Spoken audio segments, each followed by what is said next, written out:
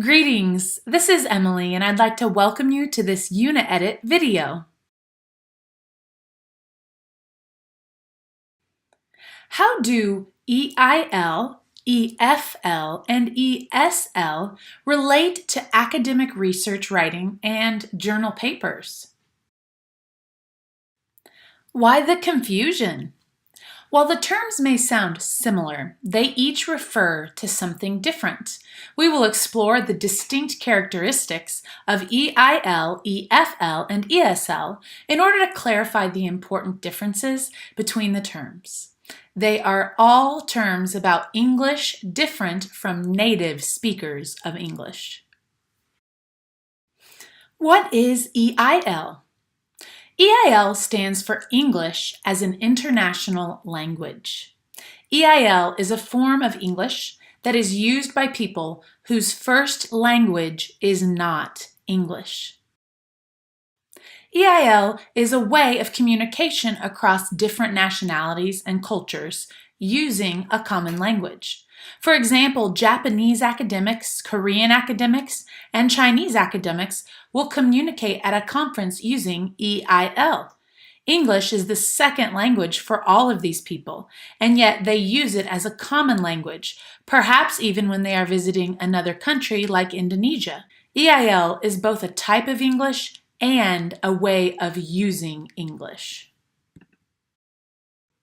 What is EFL? EFL stands for English as a Foreign Language. EFL is the teaching and learning of English in a country where English is not generally spoken.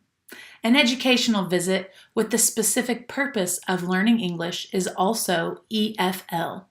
For example, when Chinese students study English at school, it's called EFL because English is not commonly spoken in China. The students learn hoping to get ahead in business or academics later in life. EFL tends to concentrate on English for academic or professional success. What is ESL? ESL stands for English as a Second Language. ESL is the teaching and learning of English in an English-speaking region. Typically, ESL students are immigrants for whom English is not always a second language, but possibly a third or fourth. That is, the second really means not first. ESL tends to focus on English for your daily needs when living as part of an English-speaking community. For example, a migrant from China to Canada would study ESL in college to learn how to communicate for daily activities such as shopping and banking. ESL is important in academia for students studying abroad who need to operate for the first time in an English-speaking country. Native English. Is it different from EIL, EFL, and ESL? The use of English can be divided into three concentric circles. 1. The inner circle, which refers to the traditional bases of English, where it is the primary language. For example, the United States of America, the United Kingdom, Ireland, and Australia. The outer circle, which involves the earlier phases of the spread of English in non-native settings, where the language has become a part of the country's chief institutions and plays an important second language role in a multilingual setting. For example, Singapore and India. The expanding circle, which refers to those countries where English has no official role, but is nonetheless important for certain functions, such as ASEAN. EIL, EFL, and ESL. Are they English styles of writing or ways of learning English? For the language itself, the words and grammar, there is no difference between ESL and EFL. However, for teaching, the syllabus content, and why and where the language is learned is all different. ESL refers to those learners of English living in English-speaking countries. ESL tends to focus on English for daily needs when living as a part of an English-speaking community. The ESL students' need for language skills is real and immediate. It focuses on English as a component of settling and working in their community. EFL refers to English learning in schools, colleges, and universities around the world in non-English speaking countries.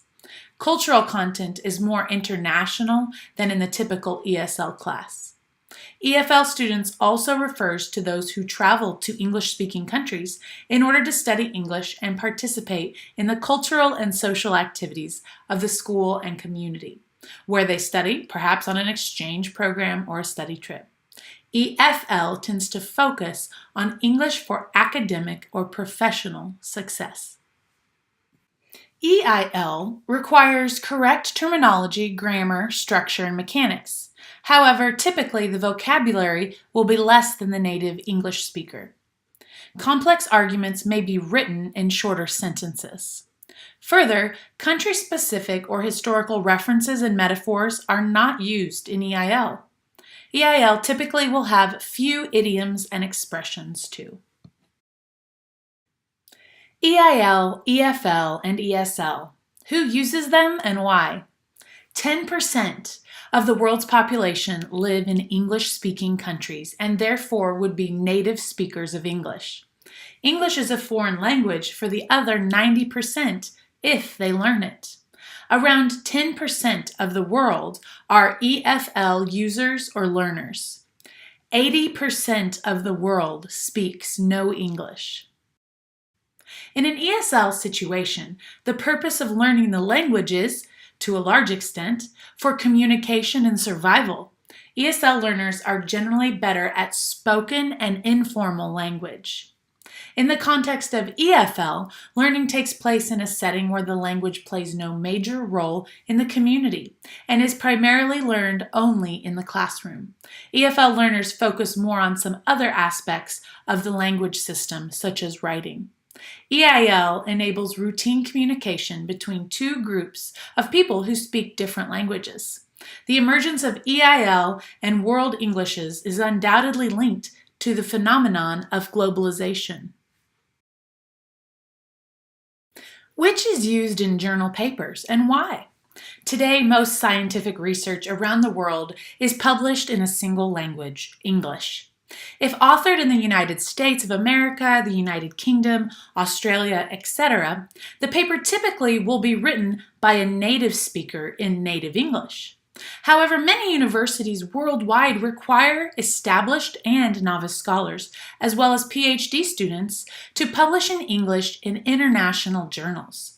For this, academic-level English is required. Publishing a paper in an English language international journal helps authors to reach a wider, more global research community. It also improves their chances of citation in other English-speaking journals. Researchers in Japan, China, Taiwan, Korea, Brazil, Italy, Germany, France, and many other countries need to write in English in their manuscripts, but English is not their native tongue.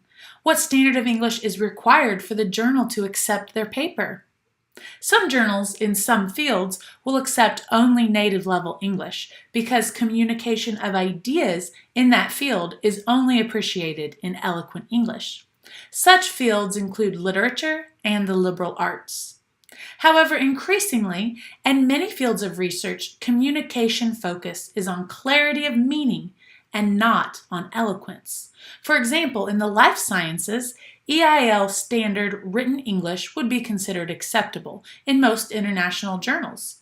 Exceptions would be high impact factor journals such as Nature, who would demand higher levels of native English. Putting it all together, a student in China studies English in school and then continues to study EFL in college or university, perhaps with a focus in academic English. He migrates to Australia to take on a PhD, where he takes some ESL courses to help him with his daily life communication and also takes some academic writing courses. He writes his first journal paper using EIL, but then has a co-author from Sydney proofread the paper to improve the English. The paper then reads well, but not quite native-level English, but good enough to be accepted into an international journal. Once again, this is Emily from uni-edit. We sure hope that you enjoyed this tip, and feel free to check out our website for more information. Have a wonderful day.